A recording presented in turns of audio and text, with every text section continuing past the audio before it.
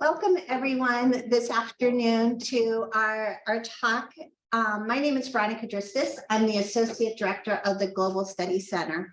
And you have no idea how much pleasure I have in introducing our guest this afternoon. Dr. Darian-Smith is an Australian who practiced commercial law for a few years before coming to the United States to do an MA at Harvard in social cultural anthropology and a PhD at the University of Chicago in social cultural anthropology. She is an interdisciplinary scholar interested in issues of postcolonialism, human rights, legal pluralism, authoritarianism, and democracy. She is an award-winning author and teaches and has published widely, including 12 books and edited volumes. She co-authored the book, The Global Turn: Theories, Research Designs, and Methods for Global Studies, which we use here at Pitt as well. So many of the students here know about this book. And is widely considered a fundamental text in the emerging field of global studies. Her latest book, and why we are here this afternoon, is titled The Global Burning: Rising Anti-Democracy and Climate Crisis.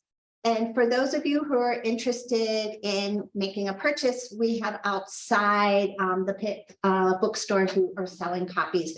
Highly, highly recommend this book as well. Without further ado, I'd like to welcome Dr. Darian-Smith to speak.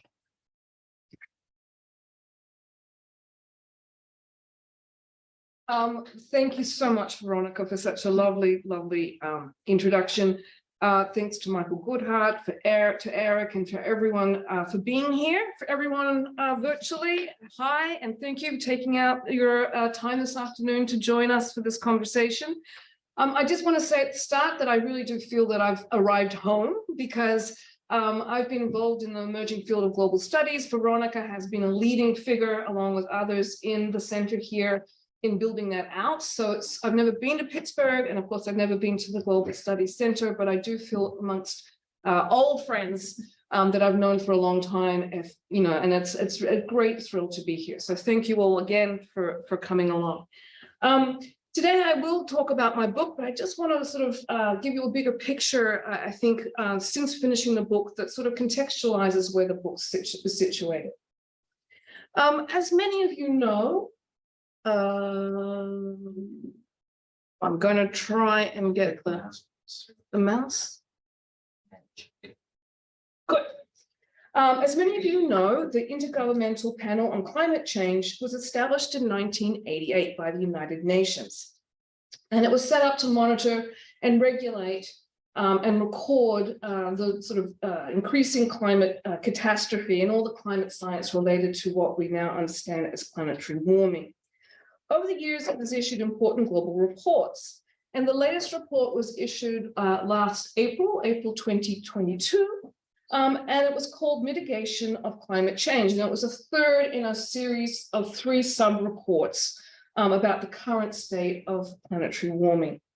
Together, the 3 reports or sub-reports, authored by hundreds of scientists and endorsed by the UN, reflect widespread global consensus about climate change and the problems of climate crisis that we now face. The reports make clear that burning fossil fuels is the primary cause of planetary warming, and that they must stop immediately, must return or revert to renewable energies if we are going to avert going beyond 1.5 degrees Celsius and causing irreversible harm to ecological and human systems. So that's the sort of story we know. There's climate science consensus, global consensus, and these reports actually affirm it and are endorsed by the United Nations. But this latest report, the April 22 report, sort of took a detour from the other 2 reports. Despite the consensus in the scientific world, this latest installment downplayed the looming catastrophe. Working against the earlier 2 reports, the April document emphasized techno fixes such as carbon capture, and more disturbingly projected long-term reliance on fossil fuels. As a result, its suggestions for mitigation were limited and it cited lack of political will on behalf of governmental leaders as being a central obstacle to reducing climate warming. So just to recap, this April report, the latest of the three, actually sort of worked against the first two reports and said, actually, it's political will, that's the problem here. That's what we're faced with. Notably, in the days before the final release of the executive summary, there were intense behind-the-scenes political pressures exerted by major carbon-emitting countries, such as the United States, Germany, and Australia. These countries wanted references to techno-fixes to be prioritized, despite the earlier reports saying that there was no scientific basis for them working effectively. And they wanted removal of any references that rich industrial nations were responsible for planetary warming. The fossil fuel industry also wanted removal of any reference of its decades of disinformation campaigns and its role in foiling climate action. These highly politicized negotiations illustrate the growing tensions between the clear and urgent need to rapidly phase out fossil fuels and the reluctance of global decision makers to acknowledge or act on that need. As one commentator put it, quote, "Politics is still getting in the way of climate science, even in a report that discusses the ways politics are getting in the way of climate science," right? So this is the extraordinary quandary that the report put forward. And in great frustration, a personal hero of mine, Antonio Guterres, the United Nations Secretary General, tweeted out, "The latest IPCC report is a litany of broken climate promises. Some government and business leaders are saying one thing but doing another. They are lying. It is time to stop burning the planet," right? So just total frustration. And he's been marvelous in terms of tweeting and giving public presentations on a global stage saying that we are in a climate emergency. We need to do something now. We can't wait. So this sort of negotiations, back dealings, watering down of the climate science around these United Nations reports is sort of the backdrop to my book, and gives you a sense of both the urgency, but also the power of certain world leaders and certainly the fossil fuel industry. So here's my book. It explores the connections between the global rise of anti-democratic politics and the escalation of planetary warming. As political leaders and big businesses work together in the pursuit of profits and power, anti-environmental policies, including science denial and science skepticism, have become essential political tools enabling the rise of extreme right politicians. And I call this collusion between political governance and corporate sectors. In my book, I call it free market authoritarianism. And I argue that the biggest factor in the upswing of our warming planet is extreme right national leaders who embrace the anti-democratic priorities and economic privileges of global capitalism. Excuse me. These leaders are characteristically unwilling to regulate corporations, reduce greenhouse gas emissions, or plan for renewable energy production.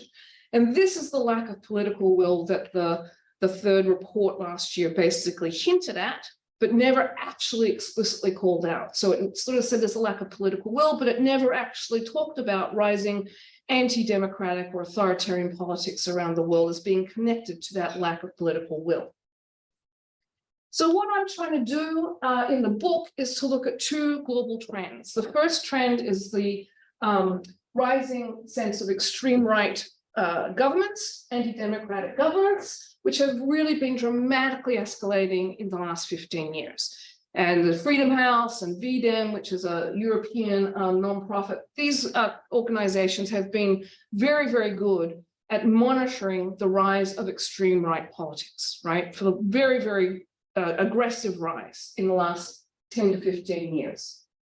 And at the same time, there's another global trend, which is, of course, as we know, escalating planetary warming. And so you've got one rising trend of anti-democracy and a declining trend, escalating trend of bushfires, floods, extreme catastrophic weather events. And so what I'm trying to do in the book is connect these two global trends. I argue that the collusion of global capitalists and politicians is historically unique to the 21st century. And of course, we know that in the past, there have been moments of extreme laissez-faire capitalism, late 19th century in the US, associated with what are called robber barons, Rockefeller, Carnegie, Stanford, and so on.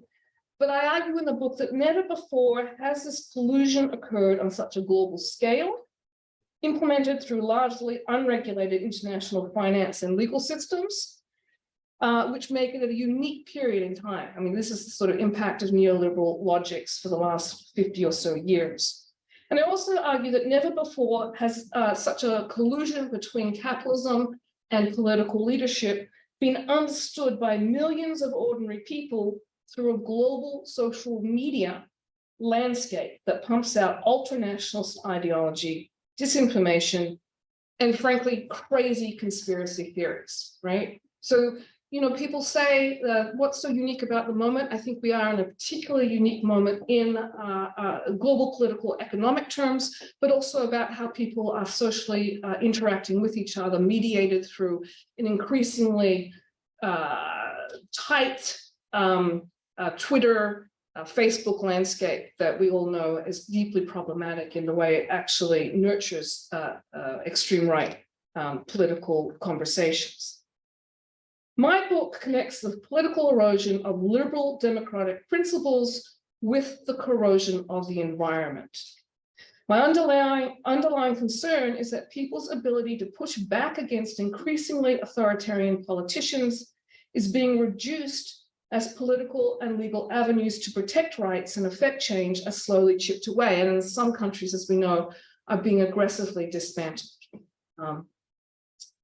This growing inability to protest is happening with respect to environmental justice issues, but it is also happening, as we know, to a range of deeply entangled rights, such as the right to vote, the right to have reproductive control over one's body, the right to freedom from racial discrimination and other human rights abuses.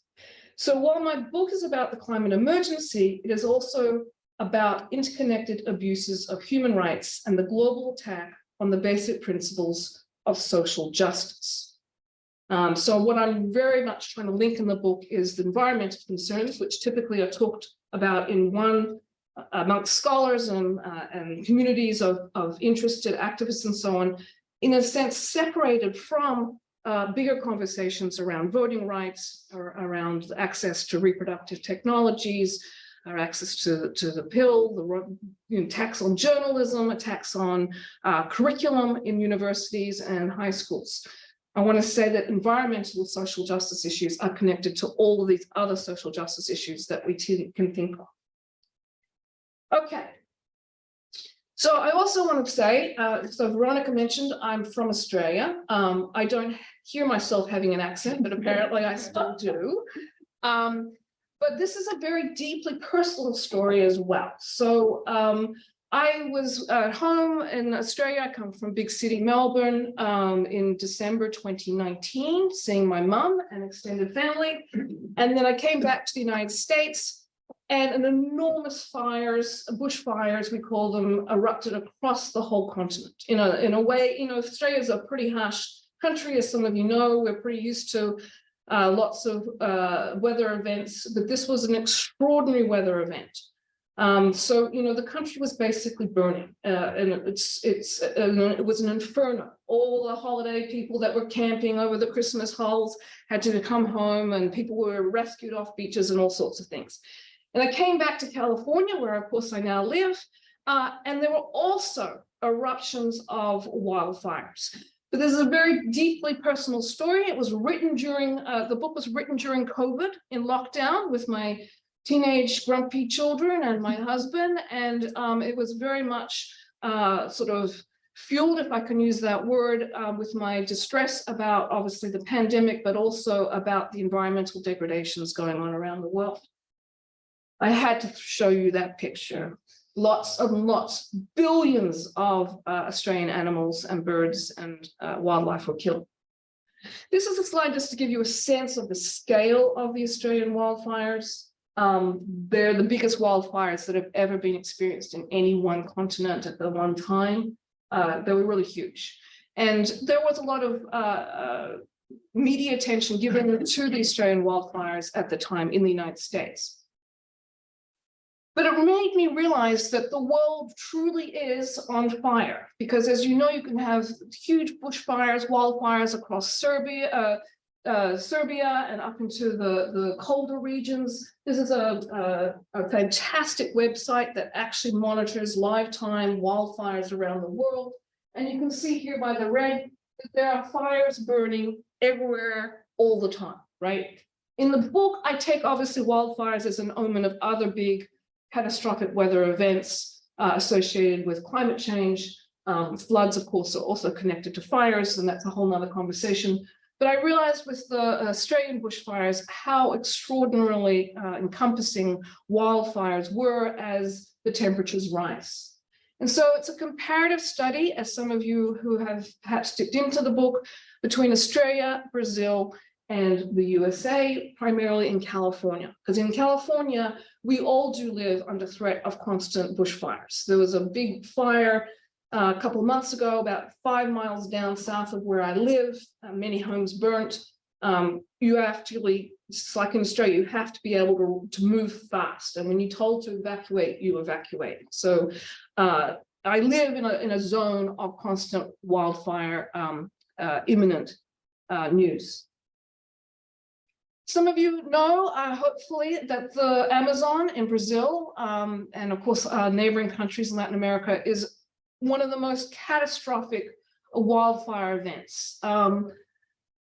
Fields and fields and acres of Amazon forest are cleared every year. And of course, the Amazon is sort of considered the lungs of the planet, very, very important for mitigating against planetary warming. And horrifyingly being destroyed at a rate that would blow your mind away. Another horrifying moment is to realize that you can buy acres of Amazon rainforest on the internet and sell it to loggers and miners and agribusiness. You can make profits, in other words, by buying the forest. So it is extremely unpleasant. This is just some images of the fires in the jungle. Of course, again, huge amounts of biodiversity loss, seepage of pollutions and toxins into the ground as a result of fires and agribusiness. And of course, an extraordinarily disproportionate impact on Indigenous communities who are reliant and depend upon these lands, right? Under the Brazilian government, these Amazon rainforests have been divided up into jurisdictional reserves that are meant to be dominated or controlled, managed by Indigenous communities. Many of these Indigenous communities, as the miners and the loggers come in to clear the rainforest, are at gunpoint basically dispossessed of their livelihood, their lands. Many are actually killed. I'll talk a little bit about environmental protectors in a moment. But that's a scenario in Brazil. And certainly this scenario was escalated under the former President Bolsonaro, which I'll come to in a bit.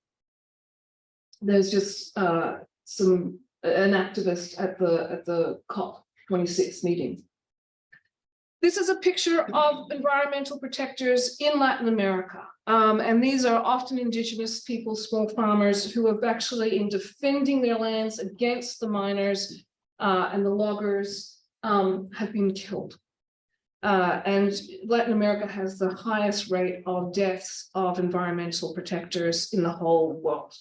And I'll come back to this, as I say, later on, but it's a horrifying crisis and sort of the darker side, if you can have a darker side, of the Amazon deforestation projects that Bolsonaro promoted. And I compare Australia and Brazil to Southern California. This is, where I live, and these images of smoke-filled skies is very common. As I say, evacuation orders all summer, and of course into the later part of the year, we are on high alert. And again, just like in Brazil, disproportionately the pollutants and the impacts of catastrophic wildfires very much hurt those who are marginalized communities, particularly farmers, and many, many undocumented peoples who work in the agricultural industry of California, which is the hugest, agricultural area for the whole of the United States. So these are the three comparative sort of countries and three comparative wildfire zones that I look at in the book. And I talk very much in the sort of opening chapter, sort of more of a theoretical framing, which is the global studies sort of element in the book, about how to think about fires as omens of climate catastrophe. And I talk about thinking about fire, thinking with fire, and thinking through fire. So I'm going to explain what I mean by that right now. So thinking about fire is typically how we think about planetary warming and catastrophic weather events, right? How do the fires occur? Who do they impact? How can they be mitigated? What are the ways that fires impact marginalized communities? All the sort of data associated with fires, right? How do we deal with it, right? In a very, very realistic terms, very materialistic terms. Absolutely necessary and vital in terms of thinking about fires. But I also say we need to think with fire. And by this, I mean, and this is a sort of bigger general theoretical argument, that we need to think with the environment in relationship to it, right? So when you only think about fires, it's very much a modernist paradigm. What do we do? How do we manage? We're the humans, we're in charge, the environment's there, we're here. How do we buffer ourselves from it, manage, control it, and so on? But thinking with fire takes a different perspective in that it doesn't center the human. It actually says the human and human society lives in relationship to the natural world, right? And it's trying to sort of say we need to rethink our relationship with ecological systems, very much drawing upon indigenous perspectives, which indigenous groups do not think they own the land or they own the forest. They work with the forest, right? They think of fire as actually a healing mechanism. It brings and rejuvenates life, right? You have to have fire to actually have cleared land, to have new plants emerge and so on. And it also draws very much upon someone like Donna Haraway, ecological feminist scholar that some of you hopefully have heard about, her notion of nature culture, where it's about culture, human culture and nature have to be together. And she uses this word to actually underscore that it's one system, not humans versus nature. And she talks very much about kinship with the natural world. So when I talk about thinking with fire, it's fire, we are part of fire, it's our relationships with fire, it's not something that we are managing and controlling, we have to live in relationship with the natural world. And then thinking through fire, there's two dimensions to this. I have a spatial dimension and a temporal dimension. And the spatial dimension, when I say thinking through fire, thinking through global Earth systems, right? Not in terms of nation states and geopolitical boundaries and walls and border controls. Because of course, the ecological world is not controlled in that way and doesn't pay any attention to what we impose on the landscape as national borders, right? And the temporal dimensions as thinking through colonial legacies of extractive capitalism over many generations. So there's a spatial dimension and a temporal dimension. And I'm just going to give you a picture. Here you have a satellite of the Australian bushfires, and you see there the smoke from the fires entering the higher levels of atmospheric rivers and so on. Just to give you a sense, that's what I mean when I talk about the spatial dimensions.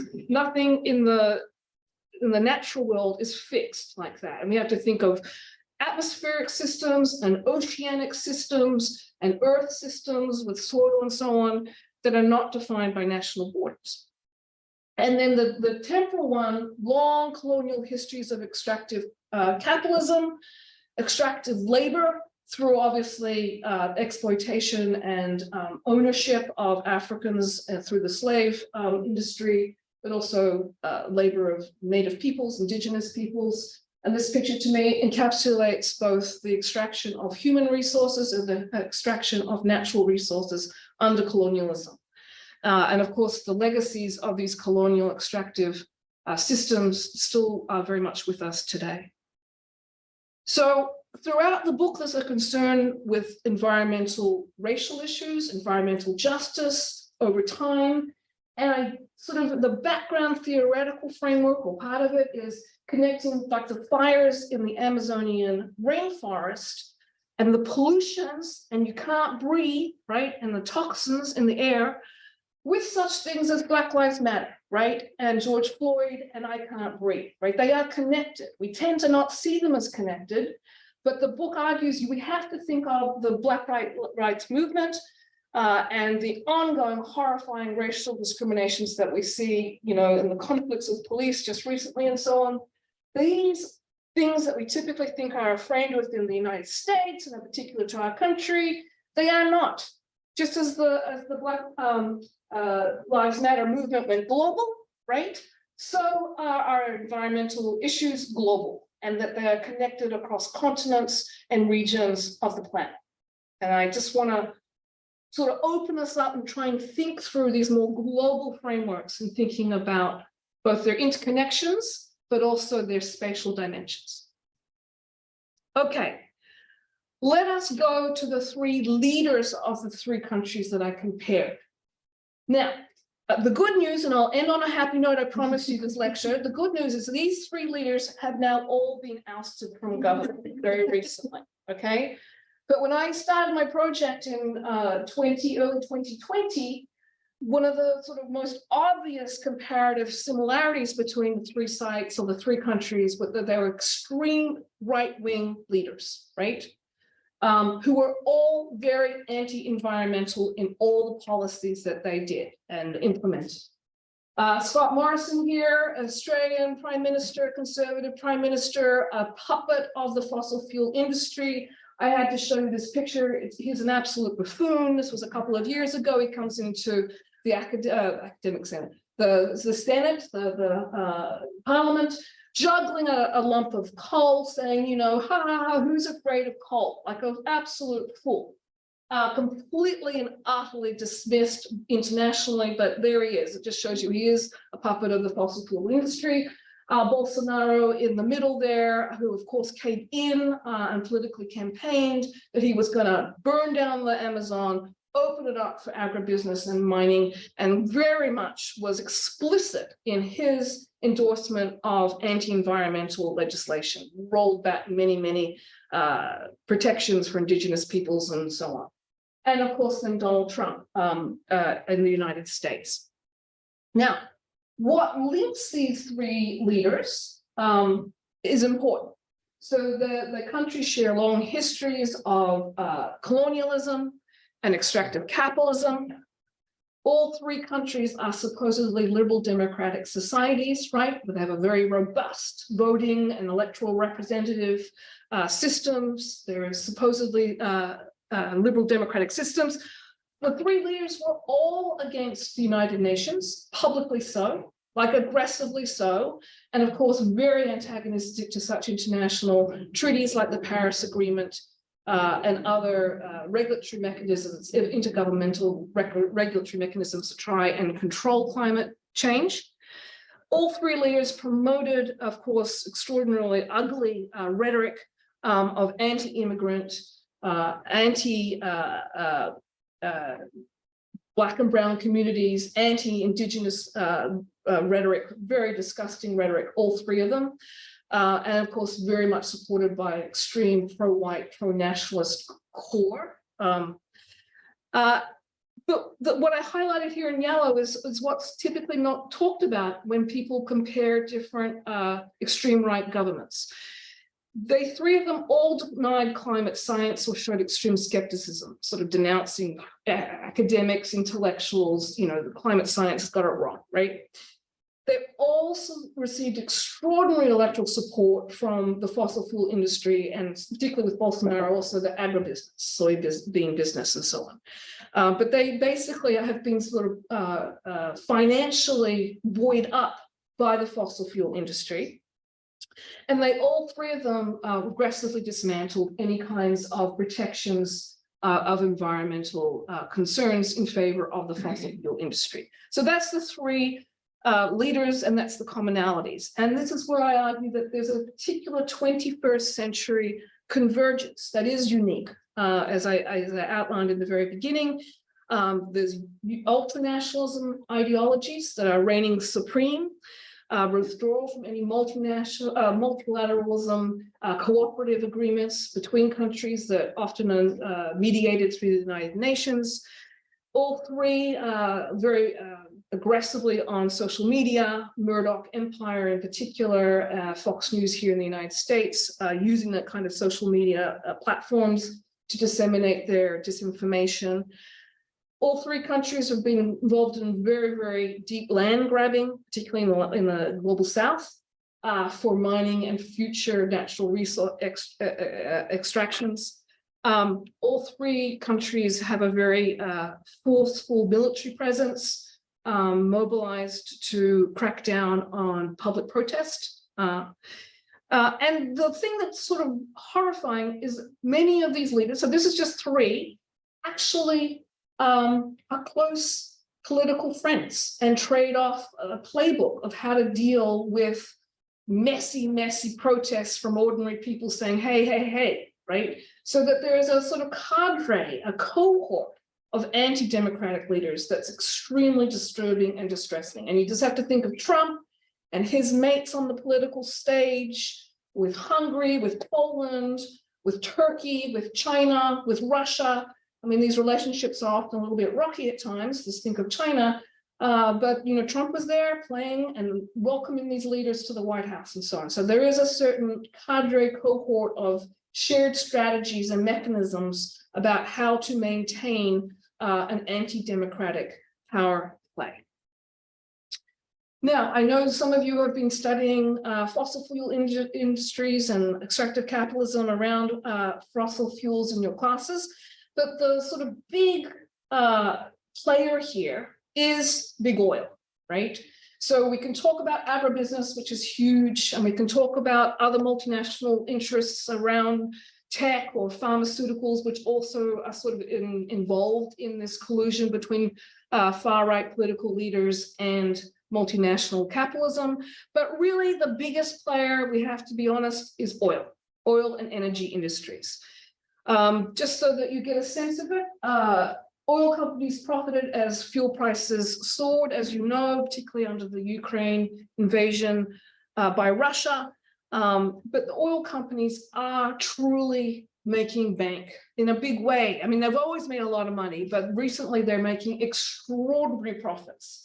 So the invasion of Ukraine is actually, by the fossil fuel companies, it's a win. It's a win. And you have to remember that when we talk about and we think about the ongoing politics of the Ukraine war and how we're going to get out of this problem, the world, because the fossil fuel industry really has a high invested interest in keeping that invasion going. Just remember that, as does Russia, of course. Fossil fuel industry, Exxon in particular, there's been a lot of media attention recently about Exxon knowing about climate science and knowing the impact of fossil fuel extraction and usage over decades would actually create planetary warming. They've known deeply, as have many of the other big oil companies, for decades and decades. And that's the sort of horrifying reality that we really did know what was going on. But the fossil fuel companies put in an enormous amount of disinformation, most recently, obviously, through social media. But in the 80s and 90s, they were very strategic, hired scientists to put out disinformation, used an extraordinary amount of money into lobbying and campaigning. And I'll give you some figures here. This is the fossil fuel industry political contributions during the 2020 election cycle. The pink and red is the money that went by the 5 fossil fuel companies listed here to the Republicans. And you can see that their Chevron gave a little bit to the Democrats or liberal groups, but the disproportionate amount of money that's pumped into supporting the Republican Party in the United States is extraordinary, right? So you could basically say, which is sort of what I say in the book, that the Republican Party is working as a sort of political arm of the fossil fuel big oil industries. This is another way you can visualize this, and it gives you a more long term. Since 1990, right, up to 2022, the lobbying and the money from gas and fuel companies has gone increasingly to the Republican Party, right? So in 1990, there was the Republican and the Democratic Party were pretty much on par. They recognized climate change was occurring. There was much more sort of a concerted bipartisan consensus that things had to be done. But rapidly, this becomes much more obviously a Republican Party working for the fossil fuels. And I think that's really important. 30 years, and you see this extraordinary shift, right? Which is not to say that there are some Democrats, mentioned of course as one, who works on behalf of the fossil fuel companies. I can't be, we want to be careful. We can't just be so simplistic. But these kind of figures sort of indicate the kind of trajectory here, such that you have an almost consensus amongst Republicans now that climate change is not a priority. And for some people, it still doesn't exist for leading Republicans. When Trump comes in 2016, the oil and gas companies are very much rewarded, right? So a lot of money went in lobbying for Trump, getting Trump to be their leader, the president of the United States. Trump turns around, gives huge, enormous tax breaks to the energy companies, right? This is a, tit for tat kind of relationship, very instrumental. And he also, as many of you know, Trump rolled back 50 years of environmental protection regulations, 50 years worth, right? So this is one of the most disturbing things. A lot of it didn't really get picked up by the media, because the media, of course, was basically owned by Fox News, at least the way that Trump worked it. Independent media had a hard time to make this a public concern. Trump rolled back a lot of career scientists out of governmental agencies, diminished all kinds of critical assessment about environmental deregulation, and put into place extraordinary dismantling of environmental laws. I can't help but show you this cartoon because it's sort of horrifying, but there you have it. It's going to be America first, of course, Trump's catch cry, as well for pollution and everything else, right? So it was a horrifying moment in US history, the amount of laws that were rolled back. And the current President Biden has tried to bring in some of those laws. It's quite difficult once laws are taken out, particularly when you have a very impacted Senate and House to reinstate many of these laws. Some of you also know that this was a very disturbing case that came through in July last year. Under Donald Trump, the Supreme Court was stacked with a very conservative judiciary. And this act rolled back the Environmental Protection Agency's control over much mining and leasing aspects of what is under their jurisdiction. So it was sort of like the icing on the cake. You have your rolling back of 50 years of legislation protecting the environment, and then you have the highest court in the land declaring that the EPA, the Environmental Protection Agency, has no real force, right? And so this is a moment of, it's hard to undo once that's been done. Another disturbing trend within the United States, but also in many other anti-democratic systems that are globally rising, is the putting into place of anti-protest laws. And many of these anti-protest laws, there's now 20 states that have them, are aggressively making it difficult for people like you and me to protest on the streets, right? And I'm just going to read from the latest article that I just thought sort of encapsulates this pushback by anti-democratic governments to make it harder for people to protest their anti-democratic principles. Many of the states' legislation, so 20 states in the United States have put in this kind of legislation. Many of the states' legislation shares language drafted by the American Legislative Exchange Council, a right-wing group backed by fossil fuel companies. In Florida, South Dakota, and Oklahoma, for example, a riot is being redefined and is now considered to be any unauthorized action by 3 or more people, right? So 3 of us can get together, and if we have a little, banner and we're protesting something, we can be called a riot and put into jail. In Florida, Oklahoma, and Iowa, drivers who injure protesters blocking traffic, a common tactic used by environmental activists, are given legal immunity, right?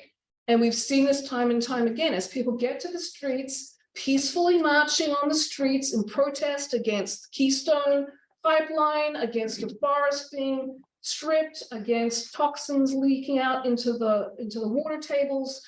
Many environmental activists are very nonviolent. They sit on the street or they walk on the street, right? March nonviolently. Cars are now given legal immunity to plow into them. And we saw this as an example at Charlottesville. Remember that horrifying moment when neo-fascists walked onto the university and then the next day rolled into an environmental activist and killed a woman. So in Arkansas, this is another one. In Arkansas, an act of terrorism is considered to be anything that causes substantial damage to a public monument, which could include graffiti. So you and I could put a graffiti on a public monument or a wall, and we would actually be called out to be doing an act of terrorism. Across 20 Republican-controlled states, protesters face up to 10 years in prison and $1 million fines for offenses.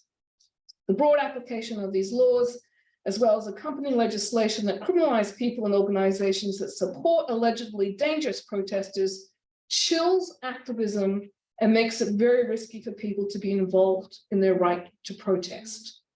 So that's a horrifying moment when we realize that you cannot protest the laying down of a pipeline, you cannot protest a mining corporation moving into your neighborhood and drilling, right? And that's what we're faced with. And of course, these anti-environment or anti-protest laws also apply to demonstrating against racial injustice, also apply to protests against electoral rules, putting into place such mechanisms that makes it very hard for people to vote, also applies to people who are protesting the rolling back of Roe v. Wade, right? So this is across all sorts of social justice issues. It's not just the environment, but many of these pieces of legislation specifically call out that if you're next to any infrastructure like a pipeline, you are a rioter for the purposes of the legislation. Okay, very, very disturbing. Some of you may have seen this. This happened only on January 18th.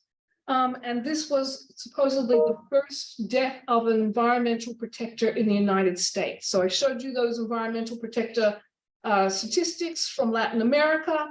We are now seeing this kind of activity here in the United States. This was a young man who was in Atlanta, Georgia.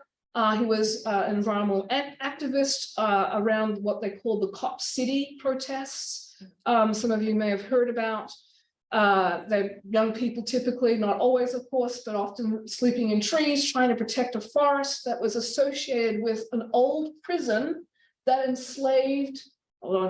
that jailed Black people primarily. It was an old prison, and it's now on 85 acres of forest that has grown over the old prison.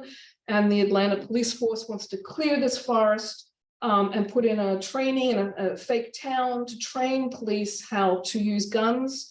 And the protesters are once again connecting extractive capitalism of labor and the environment, long histories, intergenerational histories of racial capitalism, saying you cannot take down, this is a forest, this is a sacred sort of site that reflects a deep history of racial discrimination. And this young man was killed. Now, I'm not defending anyone that uses violence, but the circumstances seem to be very murky, right? So that's and there's the photo. Their blood is on your hands. So it's a very sad moment because this is now sort of indicating where the country is going in many parts of our country. I mentioned earlier the Ukraine war, which has been an absolute boom for the oil industries. And of course, it has put pressure on Biden administration to ramp up leases and drilling, right? Despite the fact that Biden's administration has stood for climate and actually came in strongly for climate, the dependency of the world on fossil fuels continues. There is, obviously there are moments of hope with the Infrastructure Act and the Inflation Reduction Act, which put in $369 billion into trying to deal with climate change. But this is the reality. We're still seeing a lot of ramping up of leases and mining, despite the fact we know we have to invest in renewable energy. And the invasion by Russia into the Ukraine has sort of stalled that trajectory of transitional, it transitions to renewable energy, right? People are impatient. Europe is freezing. Russian oil is not becoming available. So, one can understand the immediacy of people's plight and the desire to still pursue fossil fuels. The reality is new leases take like 3 to 5 years before they become productive mines and extractive industries. So this is a very sort of sad scenario, even given some of the wins under the Biden administration. But around the world, gas and oil is ramping up again, right? Also around the world is ramping up anti-democratic governance. And this is just 1 month that I found horrifying. This is last September. And as you know, in the UK, you had Prime Minister Liz Truss, who came in. She was an ex-Shell executive. She immediately overturned a ban on fracking in the North Sea. And she also appointed her team, her inner team. They were all extremely anti-environmental in their attitudes. Of course, Liz Truss is now being ousted. It didn't last very long. And the new prime minister is similarly very, very anti-environment, very pro fossil fuels. And so while you have a change of leadership at the top, the actual political party itself is both increasingly anti-democratic on all sorts of fronts, just like the United States under Trump, but also very aggressively anti-environment. In Italy, you had another extremely distressing win by a new prime minister, Meloni, who has deep, deep roots with fascist connections. She's historically opposed EU plans for any kind of regulatory aid, rules against greenhouse gas emissions. And there's a great deal of fear that she will also open up new leases for gas and oil mining. And similarly, in the same month in Sweden, a leader of the far-right party got elected in. Deep association with white supremacy, was the only party in Sweden to oppose the ratification of the Paris Agreement, and very much aggressively pushing a climate skeptic position. So this is just 3 moments in Europe, right? This is quite a small little month, but you can imagine what's going on across Latin America, South America, across the African continent, all across the Middle East into Asia and so on, right? This is just 1 moment. So you have the extraordinary rise of far right, often associated but not always with neo-fascism. And all of these leaders find it very convenient to support and be supported by big oil, right? There's a collusion there. That's very explicit now. Possibly one of the more disappointing moments is the COP 27 and 28. As you know, the COP annual meetings are supported by the part of the United Nations, and it's meant to be a getting together of all those associated and interested and concerned about planetary warming, national leaders, political leaders, activists, non-profit organizations, the whole non-governmental organization world converges every year, tries to think through some of the sort of ways that we can mitigate climate change and implement new treaties and obligations, responsibilities of the rich countries and so on.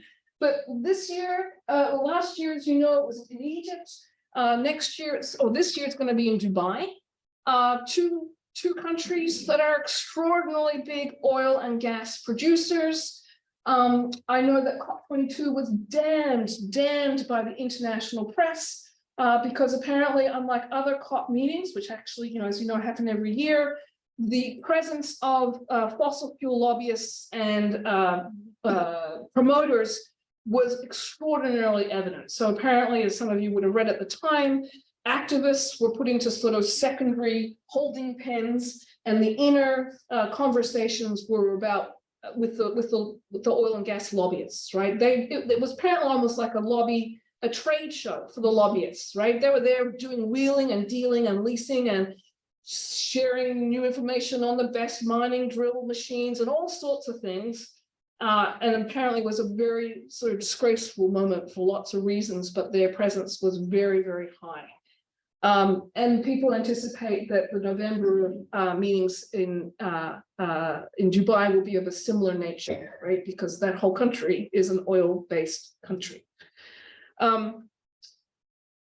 Another personal favorite is Greta Thunberg, of course, spoke out very publicly about COP27, damned it publicly, said this is disgraceful. Al Gore also got on the world stage, as it were, and said it was a disgrace. So it's not just minor people that are calling it out, but despite these very public conversations, no one has much hope about the COP28 doing much more or anything better than the COP27, right? But I am an optimist, and here I will sort of leave you with optimism, right? And optimism, of course, in all you young people. This is your future. As I said, Greta Thunberg is a hero for me. You're all my heroes because you will be hopefully marching on the streets despite these anti-protest laws, if it comes down to it, peacefully, and protesting against what is a global phenomena of anti-environmental deregulations and science skepticism. This is a protest in London a couple of years ago, and in 2019, and I of course always think about how it links up with protests in the United States around climate justice, women's rights, racial discrimination, and so on, voter suppression. These are connected, and I very much want the message to take away today is to realize that environment's just not over there. It's deeply connected with all your other social justice issues that you may be thinking about, that you may hold dearer than the environment, but they're connected, they're deeply connected. And this is the good thing. Those three very far-right leaders have been ousted, as we know. Trump, here is Scott Morrison, Australia deserves better. And of course, Lula came in very recently, very narrow win over Bolsonaro. In these three countries, including ours, the future is not clear, but the election process did make a difference, right? We did oust these three anti-democratic leaders. There's a huge amount of work to return to before their presence in power and to try and repopulate the courts and the electoral systems and government agencies with both climate scientists, but also with people who are actually working on behalf of social justice and the entire community. So I leave you with a positive message. Vote, always vote, right? That is the takeaway. You need to vote, you need to protest, and you need to have your voice out there because you are my future, your children's future. And without you young people, we will really be in a very, very nasty situation, right? So I'll leave you with that and welcome your questions and comments.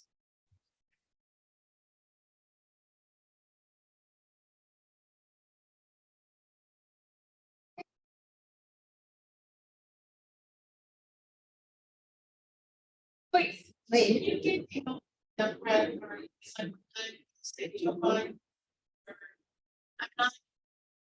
not considering the lobbyists involved or in our state here with the fracking and all. So give me a little bit more hope. You all. It's a good question, and I'm not really sure I can answer it because, you know, at the state level, it's greatly impacted, and red states and blue states have different kinds of domestic politics within the state. At the federal level, Can you just repeat the question? oh, sorry. I'm Yeah, gonna they repeat were the- having a hard time online. people, the question is, how can we be hopeful with the current Biden administration, given the stacking by the former Trump administration on many fronts? Like, what's the optimism? What's our trajectory? How can we feel good about the future? And my response is, I'm not entirely sure how to answer, except, and there is obviously very big difference between red states and blue states, though I do think that the general population is seeing that with the Biden administration, there is some attempt or at least positive move in the right direction around climate change with the infrastructure bills and the Inflation Reduction Act. I think I'm an optimist. So I'm hoping that generally there is, I mean, that's what the commentators said, there's a general shift towards a more centrist position, that Trump's supporters are diminishing, but of course, supporters for DeSantis are increasing, who's the biggest contender at the moment, at least, for the 2024 presidential run by the Republicans. I don't know whether I mean, I'm just trying to be optimistic, and you raise a very important question, but we shouldn't give up, right? So we should continue to push our local elections. If you're, you know, if any of you are voting for local council chambers or any other local, you need to always ask people, not just about their policies on women's rights or curriculum and academic freedom or any other issues. You need to ask them expressly about their policies on environment, right? So that needs to be in the mix always, which I think tends to get dropped out if people aren't feeling directly impacted by the climate change. I also think, and this is not a good answer because it indicates where we're going in terms of planetary warming, as more and more people in the United States are directly impacted, right?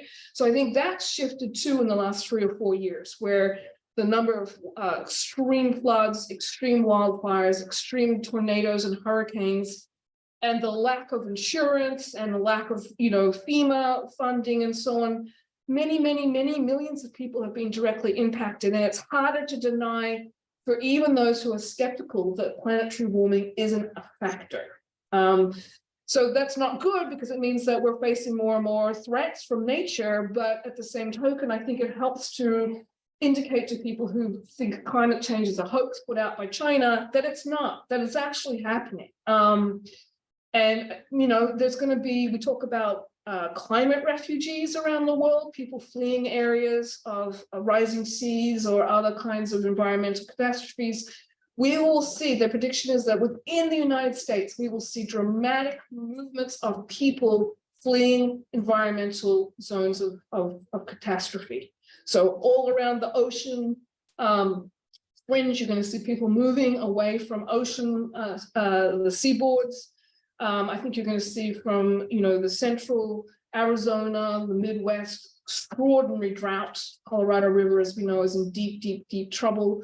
So I think it's going to impact people in a really, I don't want to predict, because I don't want to predict this, but I think in the next 5 years, there will be no way that anyone could deny climate change is actually changing the US natural landscape, and that people are going to be changing ideas about where they want to work, where they want to live, based on different calculations than they're currently doing, but increasingly so.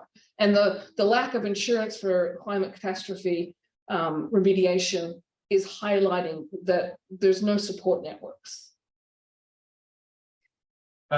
Yeah, so I just wanted to build on that. So, you know, I think I agree that undermining democracy will make it harder to fight climate change, but I guess I wanted to put you a little on the specifics. So you say that the anti-democratic politicians are denying climate science. Mhm. And they're receiving support from these corporations and they're willing to dismantle the climate policies. But it seems to me like the only difference between them and the other politicians is the point about denying climate science, right? The other politicians are getting money from corporations. They're deeply enmeshed in the capitalist system. And if they're not dismantling environmental policy, they're not exactly building it at the rate that's required. So I guess I just, I don't see such a direct connection to the anti-democratic leaders. I see a problem in both cases. Very good. Do you want me to sort of repeat that, or no, we're okay, people? Yeah, I asked and everyone's okay. So it's an excellent question. So I agree that across the board, politicians are financed by multinational corporations. It's hard to deny that both Republicans and Democrats are deeply involved in corporate activities. But I also want to push back that they're not equivalencies, right? So the Democrats, whatever one wants to argue about their inability to take down corporate capitalism, whether they want to or not, is one thing. Of course, we know that many on the far left push that agenda, anti-capitalist agenda, but many in the mid-centrist Democratic Party would not go there, I don't think. But the entanglement is different in a sense that big oil, which is connected, as we know, with environmental degradation, has overwhelmingly pumped money into the political campaigns of the Republican Party. So their contributions are of an order that's far beyond pharmaceuticals or tech or other kinds of corporate interests that both parties play with, right? The other thing I want to push back is against that this is a global phenomenon. So it's not just in the US, and it's big oil doing this in many, many, many other electoral governmental systems. So it's a sort of global phenomenon. Pharmaceuticals have an extraordinary power in the United States. They don't have the same kind of collusion with governments in other parts of the world that have much more universal health care and so on. So it's the scale and the immediate correlation between big oil and environmental degradation that I think overwhelms the other multinational investments in political power, which probably not going to make you happy. But I agree that you can't just say that the Democrats aren't working with multinational corporations and aren't, taking donations from multinational corporations. But the networks and the scale on the other side is just extraordinarily differentials, big differentials. Can I jump in with Please. a question from our audience? So this is from Michael. Good. And so he says, "Hi, Eve. I'm sorry I can't be there in person, but I wanted to thank you both for the talk and for the book, which I really enjoyed reading. I have a question about something you mentioned briefly in the book, eco-fascism. Mm-hmm. Increasingly, we see far-right groups making a very quick pivot from climate change is a liberal/elite conspiracy theory to climate change is real, and we have to fortify our borders against the influx of climate refugees that is imminent. Related arguments about the need for energy independence and so on are often thinly veiled justifications for burning more fossil fuels. Andreas Malm and others have been studying this. Is this different from free market authoritarianism or an extension of it? Does it require different ways of thinking or responding?" It's a very, very good question. And sometimes I think it's an extension. It's not a new thing, but it's the combination of neo-fascism and environmental concerns that make it slightly different, I think, from just, the same old collusion between capitalism and political leadership. And it's the explicit naming of fascism. So, this is one, I think it's a way of building upon right-wing rhetorics of anti-immigrant and pro-white and so on by evoking this notion that we have to protect our natural resources because they're going to come in and take the water and the land and basically environmentally take over. So it has, as we know, ecofascism has long historical connections from the 1930s in Germany, the whole notion of protecting land and soil and so on, that it's emerged again, and apparently on, you know, the social media world has become much more of a acceptable framing of right-wing rhetoric, because it actually sort of speaks to people's fears that they won't have fresh water, to me is a very scary move. So as Michael's question picks up, and as I write in the book, it is harder and harder denying that planetary warming is happening. And so that's then this new move to connect it with fascist overtones. So I think it's slightly different, but I think it has deep connections, historical and political, with the rise more generally of extreme right-wing parties. Because not all extreme right parties or political leaders would move into eco-fascist rhetoric, but the radical extreme fringe is more occupying that rhetoric and evoking fascism as a sort of heightened rhetoric against immigrants, right? So it's a very good question, and to me, it's transitional, and hopefully it's not going to transition more and more towards eco-fascist language. But that's where I'm thinking that ultranationalist fascism is going to populate the public imaginary. Yeah. When I consider eco-fascists, I often consider them to be almost neo-Malthusian. That is correct. And that they would prefer that the global south disappear so that they can use its resources. Just you know, eat it all. How do we combat that idea, and also how do we push back on the idea that some lives on Earth are worth more than others and deserve, you know, a stable environment more than others? Again, an excellent question. I don't have a solution for that other than to say that we need to start talking about it openly as echoing this notion of disposable people. I think during COVID, and I've written a little bit about this, during COVID, it was clear in these similar, you know, Australia, Brazil, and the United States, a rhetoric of certain people were disposable, you know, those who worked in hospitals or picked up your rubbish or anything like that, that those people should take the risk. And, you know, we had some Republican leaders even saying that one should be prepared to die for the economy, which was an extraordinary statement early on in the pandemic.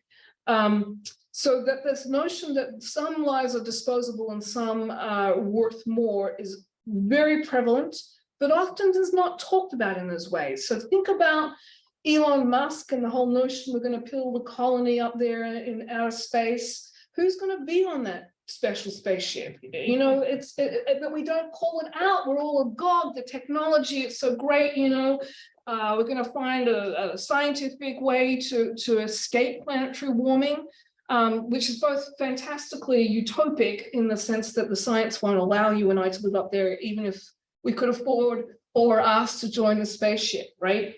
But we need to, you know, as a community, in our conversations with each other, in our conversations in the classroom and beyond, with families and so on, we need to actually help people draw the connections between, you know, these obsessions, certainly in the United States, with techno fixes and carbon capture and shoving stuff into the earth and flying stuff to the sky. We need to always say, under what earth are they going to put all the toxins? Because historically, of course, there's been on Native American reservations. Nuclear waste has always been put into certain lands that are considered for those who are less fortunate and, you know, disposable. So I don't have an easy answer, except we as an educated, you know, population have a great deal of responsibility to have a public facing voice and to help others see the connections and draw the dots and to say, listen, This isn't okay. It isn't okay for certain elites to own enormous swaths of land, right? Because they know that land is the new gold field. The land will actually, you'll be able to grow crops and drill and so on. We need to point it out. So land grabbing in the global south is very much connected to your question. It's about take the land, dispossess the people. Maybe they'll die quietly, or they may actually have to be pulled off at gunpoint, like the indigenous communities in the Amazon, right? But yes, I think we're all too willing to be hopeful that we're going to, find a scientific solution to this. Some great innovation is going to come, and it's up to us to really do your blogs, talk about it, get the voice out. I just think always it can happen at the federal level, state level, local level, family level, but it is for us to see the connections. And yet we're trained, as we know, to not. We're trained to think in very sort of blinkered ways and not to connect big structural issues. And that's also been a deliberate sort of anti-intellectual move over 30 or 40 years. But I don't have a solution for you, but I totally agree with you. It is a very, very scary notion, ecofascism, because it's really about those people don't have access to my water. And if they're coming, I'm going to push back. And then if we don't have water, I'm going to take their land. Please.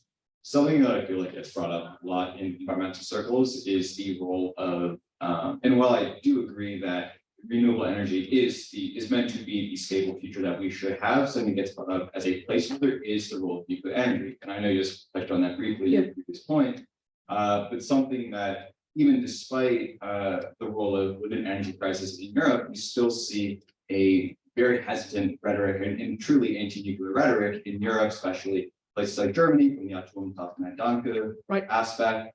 And even when cases where it is extremely dire in their pursuit of energy and their willingness to then either go into renewables or to increase their dependency on fossil fuels from other agents other than Russia, something that gets left out a lot, then is the case of nuclear energy.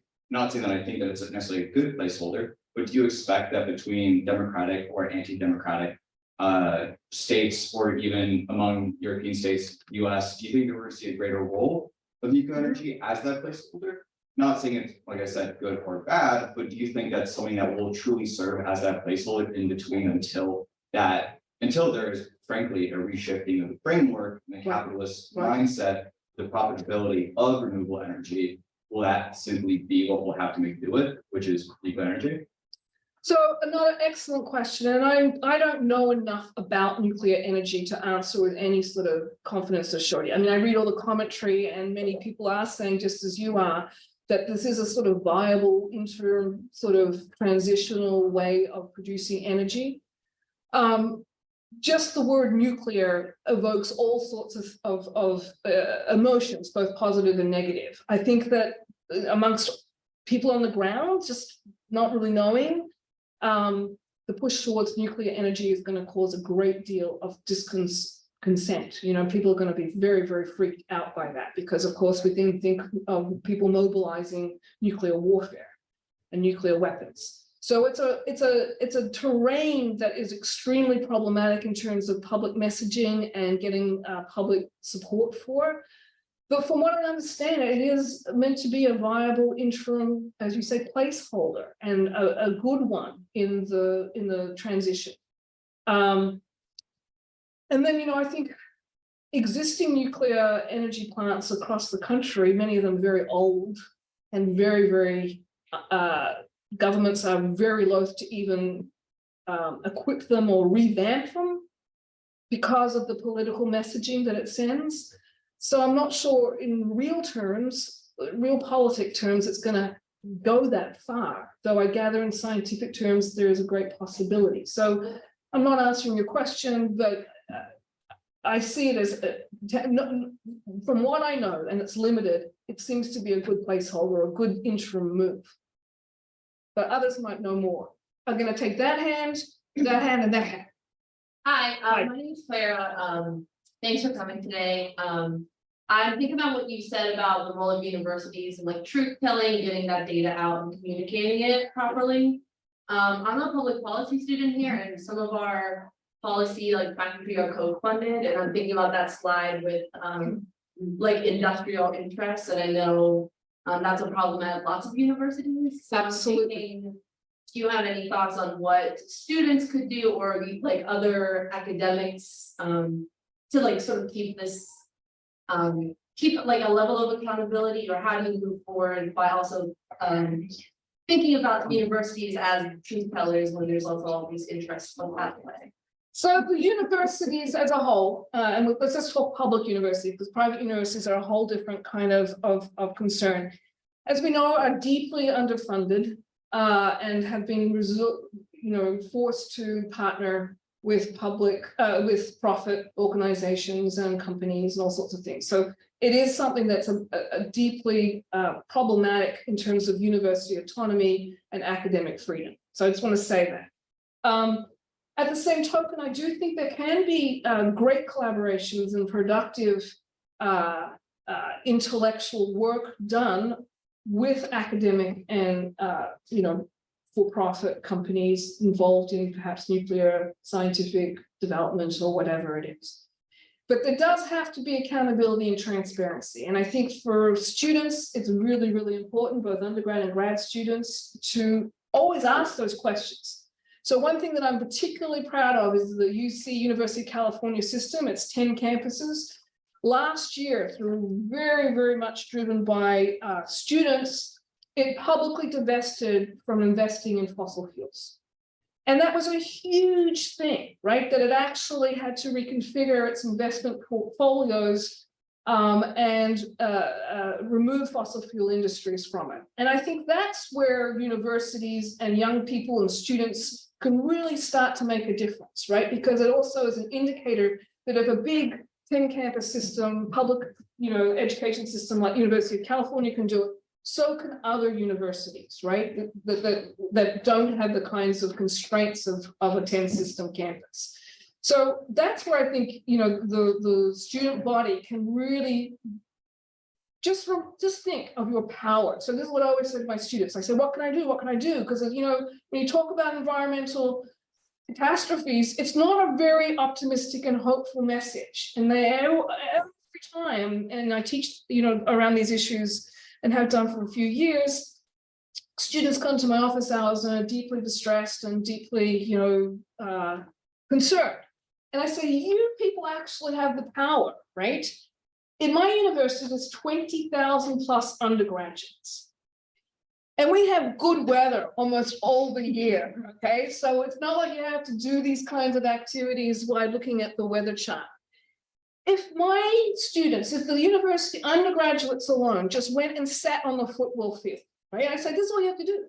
Go and sit on the football field, right? You all got your tablets, your laptops, you can do your homework, you can Zoom, whatever. Go and sit on the field. And within 3 hours, you will have the local journalists, the local media. Within 4 hours, you're going to have Los Angeles media. You're going to have California media, right? And within 6 hours, you're going to have national press. If you had even 10,000 students sitting on a football field, right? That's all it takes. That's really, and you can mobilize it through your social media technology in ways that I can't even imagine. But if you literally had one day in which you're going to have a walkout and sit on a football field, 10,000 students, right, and bring your sandwiches, you will have a national press corps within hours coming to you, particularly on the East Coast. That's what it takes. And that's what I think you should all be thinking about doing. Because you don't even really have to be all politically active. You're just going to say, yeah, I think this is a good idea for the planet, for the baby koalas, for my future children. I'm prepared to sit for one day, which I shouldn't be saying this but that's what I would do. That's what I would do. And remember, you can mobilize so easily. And think of all the public protests over the decades that have been so important. Across London, you've got 70,000 teachers and students striking for better pay and wages, right? So this is not something that's unfamiliar to people at all. I don't know whether that answers your question, but there are mechanisms to call attention to such things. Please. Hello, this is Eugene from the College. I'm an environmental science major. I noticed that you're doing the seminar talks about anti-environment politics. So I want to know about like the environmental issue, how it carries like environmental topics like carbon neutralization and reduced carbon emission can be related to politics. Well, the reduction of carbon emissions is a very political issue on all sorts of fronts. So I'm not entirely sure what the question is asking. It's about how it relates to like reducing carbon emission and carbon neutralization can be related to politics, like with the political like point of view for solving this kind of issue. Well, carbon emission, as you know, is very much directed to a cause of planetary warming and climate catastrophe, right? So any policy moves to reduce greenhouse gas emissions and carbon emissions, right, is a good thing because it directly relates to trying to mitigate against climate catastrophes. And so those kinds of political policy decision makings are very much around energy production, right, which are very political issues. So I'm not sure I'm answering your question, but the connections are clear that greenhouse gases cause planetary warming, that we need to reduce and mitigate against greenhouse gas emissions, and always bring that up as a political issue to whoever is in power, right? Thank you. We can talk after, okay? Any other questions? There's one last question. Sure. From online. This is from Joanne, and the question is, this question is focused on small island developing states, such as Martinique. They were formed under colonial rule. When investigating relations of power between these developing states and main polluting states, the political, legal, and ecological situations of these colonies are overlooked when focusing on climate justice. Why is this the case when it is evident that climate justice is an interdimensional and should attempt to address the multiple sectors that affect an area's environmental state that has and continues to be affected by climate change? What can be done to rectify this? Well, that's a question that's a good one for us all to ponder as we roll this session together up. I mean, what we're talking about really is decades and centuries of asymmetrical power relations between colonizing and colonized peoples. So what we typically talk about now is global north, global south, geopolitical blocks. So your question is absolutely on point. It is about the big, rich countries of the global north, really not paying attention to the small countries that have typically been former colonies and typically have much reduced geopolitical power, such they can be ignored, or getting back to the earlier conversation, they're disposable little states and little countries, which is a horrifying notion. But I'm not sure what to say could be done. I know many of these small island states have come together as a sort of intergovernmental community, demanding a bigger say at the United Nations on all kinds of fronts, including environment. And we just need to be very sympathetic and very promoting of their plight, because they are in a position of great inequity and great geopolitical diminished capacities to highlight what their futures are. And the way I sort of think about it, which is not particularly happy, is that the futures of these small island states is our futures. Just because we live on a huge continent like Australia, that doesn't mean that it will take longer, perhaps, for the impact to be felt. But what we're seeing, these small island states are a sense of the canary in the mine.